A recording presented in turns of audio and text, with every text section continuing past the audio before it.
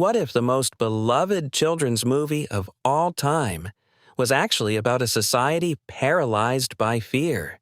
Not the monsters scaring kids, but the monsters being terrified of them.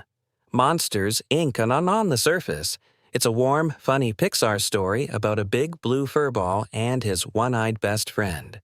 But underneath all the color and comedy, there's a world that operates on something darker, on control, on myth, and on a lie so deeply embedded into monster society that nobody even thinks to question it anymore.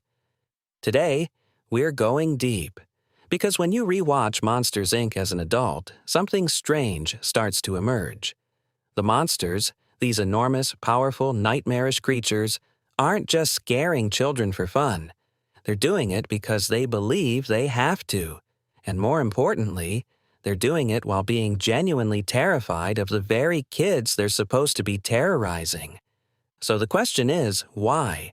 And what does that tell us about the entire world Pixar built? Let's find out. First, let's set the stage. Monstropolis runs on scream energy.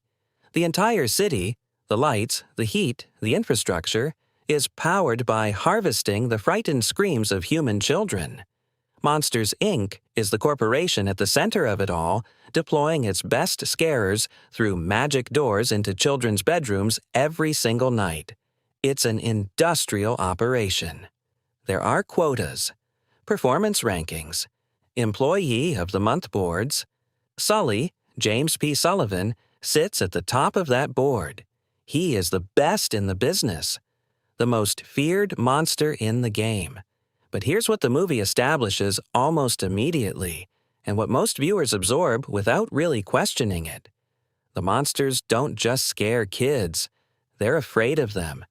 Not metaphorically, literally, institutionally, societally afraid. And that detail, that's where this whole theory lives.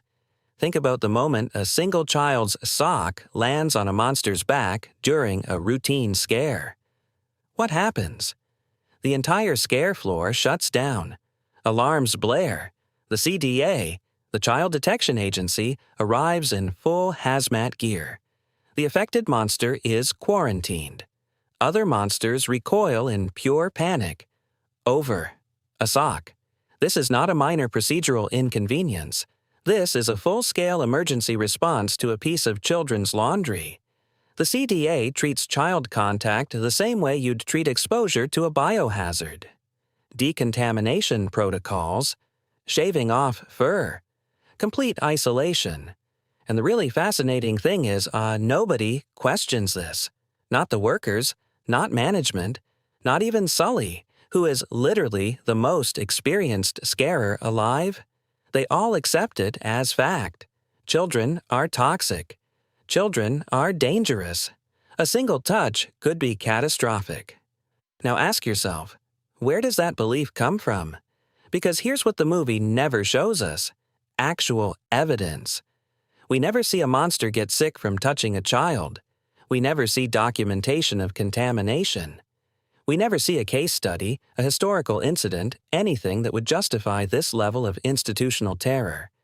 What we do see is a society that has been told, probably for generations, that children are deadly, and has organized its entire economy, culture, and psychology around that belief. Sound familiar? It should, because that's exactly how myths work. The monsters aren't responding to a real threat. They're responding to a story they've been told so many times that it became indistinguishable from truth. Enter Boo, a toddler, maybe 2 or 3 years old. She wanders through a monster door and ends up loose in Monstropolis, and the fallout is treated, again, like a citywide catastrophe. Every monster she encounters either runs from her or panics at her presence. But watch Boo during all of this. She is not dangerous. She is not toxic.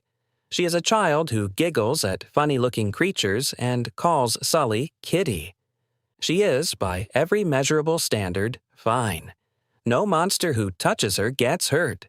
No monster who spends time with her suffers any ill effect. Sully figures this out. Slowly, reluctantly, emotionally. He starts as a scarer, a professional terrifier, and ends as a protector. His entire transformation is built on one simple realization. The thing I was taught to fear is just a little girl. But here's the layer that the movie doesn't say out loud. If Boo isn't dangerous, and she clearly isn't, then when did she stop being dangerous? Or was she ever? Was any child ever actually a threat to monsters? What if the whole contamination mythology was never based in reality at all? Think about what that means for the CDA, for the hazmat teams, for the entire institutional apparatus built to protect monsters from children. If the danger was never real, then all of that exists not to protect anyone, but to maintain the fear, to keep monsters afraid of kids so they'll keep going through those doors, keep generating screams, keep the energy flowing, keep Monsters, Inc. profitable. That's not a safety protocol, that's a control mechanism. Now look at who benefits from monsters being afraid of children.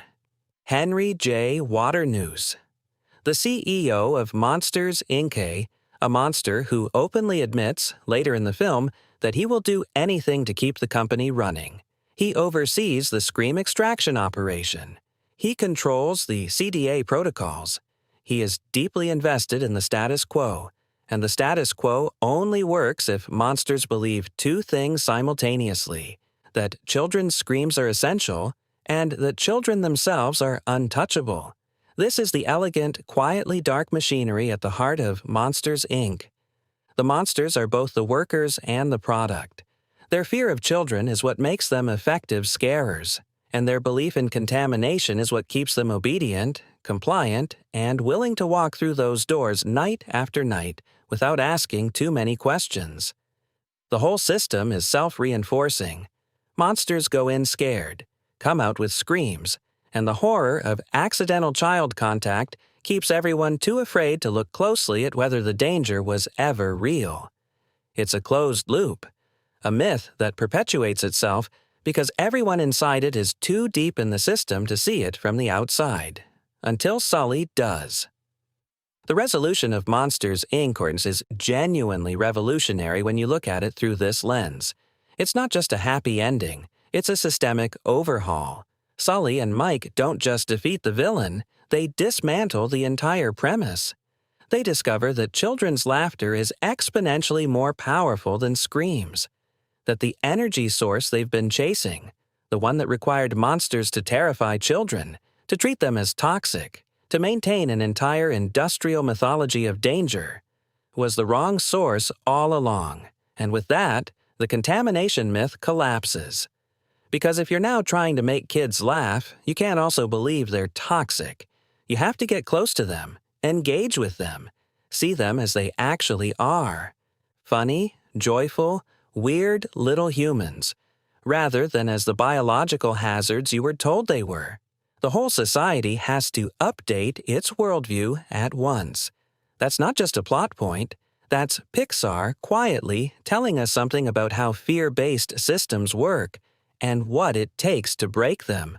So here's where we land. Monsters, Inc. isn't really a movie about monsters scaring kids. It's a movie about a civilization that built its entire identity around a fear that was never justified. And what happens when one monster is brave enough, or lucky enough, to find out the truth? The monsters were afraid of children. Genuinely, institutionally, culturally afraid. And that fear was managed, maintained, and monetized by a system that depended on it. Boo didn't just wander through the wrong door. She broke the myth.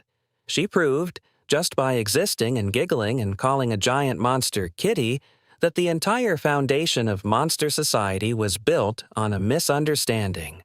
And maybe that's the most quietly unsettling thing about this theory.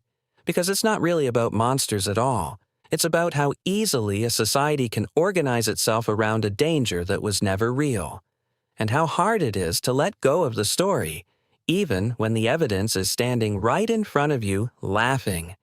Think about that next time you watch Monsters, Inc. with a kid, because they probably aren't scared of it at all.